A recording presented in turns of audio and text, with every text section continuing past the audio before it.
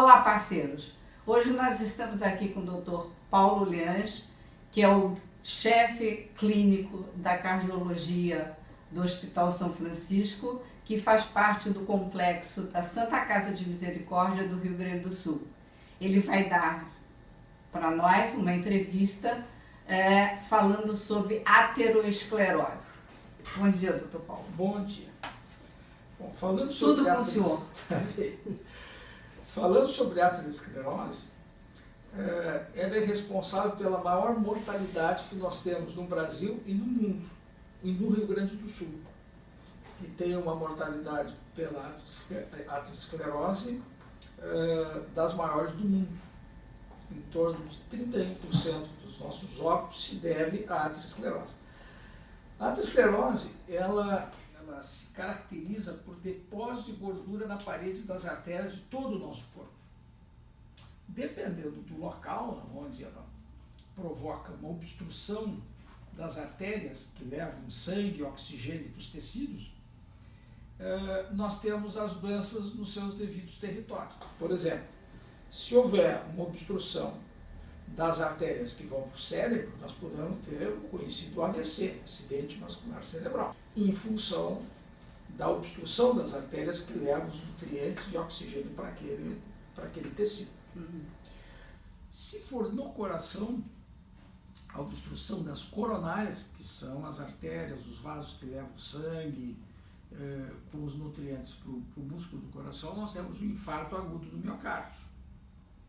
Se for nos membros inferiores, nós temos a doença arterial obstrutiva periférica, que vai dar amputações de membros inferiores em função de que morre o músculo e os tecidos que estão na periferia sem receber sangue e seus nutrientes para sobreviver. Então, a aterosclerose certamente é a principal doença que nós temos e que tem uma origem genética também. Muitas pessoas passam a vida inteira e não têm aterosclerose, moram com 90, 95 anos e nunca tiveram esse problema. Outros que geneticamente já têm história, principalmente pai e mãe, com infarto, com AVC, com doença das artérias dos membros inferiores, esses pacientes são mais suscetíveis, eles têm maior probabilidade de ter também a doença aterosclerótica. E vão ter mais infarto, mais AVC, mais amputação de membros inferiores. A doença também, ela pode surgir não só geneticamente, o indivíduo ter o seu componente genético para desenvolver a aterosclerose, como ele pode ajudar esse processo a evoluir ou parar. Evoluir dificilmente acontece. É uma doença que não tem cura, mas tem tratamento. Perfeito. Isso é o que nós dizemos para os nossos pacientes. Não tem cura, mas ele pode frear a progressão da aterosclerose. Quem são os pacientes mais suscetíveis? Tendo já um perfil genético, ou não, mas quais são os que têm maior risco de desenvolver aterosclerose? Que tem obesidade, diabetes, pressão alta, colesterol elevado, hipertensão arterial elevada e sedentário. Então, se nós quisermos prevenir, ou pelo menos se tivermos uma carga genética muito forte, não contribuirmos para a sua progressão mais rápida, ou retardá-lo o máximo que puder, nós temos que controlar esses chamados fatores de risco. Se eles existirem, vai aumentar a incidência de doença como infarto, AVC e doença periférica. A alimentação é muito importante, não é? A alimentação hoje é o maior mal do século. A taxa de sobrepeso e obesidade atinge 60% da população.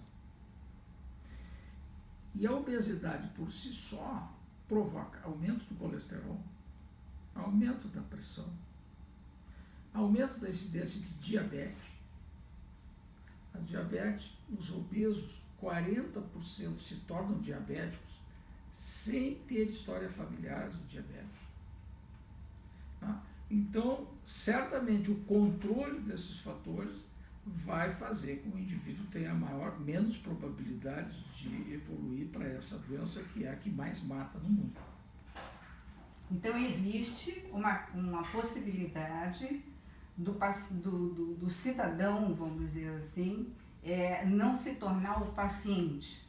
Ele tomando determinados cuidados, ele praticando exercícios físicos, ele fazendo uma alimentação mais saudável, ele controlando com medicamentos a sua pressão, há a possibilidade de evitar esse problema tão grave. Sem dúvida. Isso aí todos os trabalhos mostram que se o indivíduo tiver peso normal, praticar exercício físico regularmente, pelo menos 3 vezes por semana, 45 minutos. E não precisa ser exercício físico, pode ser atividade física. Caminhar 45 minutos 3 vezes por semana, ele deixa de ser sedentário. Controlar a pressão arterial rigorosamente, pouco sal. O indivíduo, a humanidade sobreviveu sem comer sal. O sódio já consta nos alimentos que usualmente a humanidade sobreviveu sem ingesta adicional de sal. Então não há necessidade de sal. Mas, se ele controlar o sal, tiver peso normal, tiver pressão controlada, controlar o diabetes o máximo possível, controlar o colesterol, ele certamente tem muito menor probabilidade de desenvolver aterosclerose do que os que tenham todos esses fatores de risco. Muito bem. Bom, parceiros, tivemos o prazer e a honra de conversar com o Dr. Paulo e espero que o esclarecimento dele a respeito da aterosclerose tenha sido bem claro para que vocês se previnam que essa doença, vamos dizer assim, dos 60 a mais não aconteça com vocês. Tá?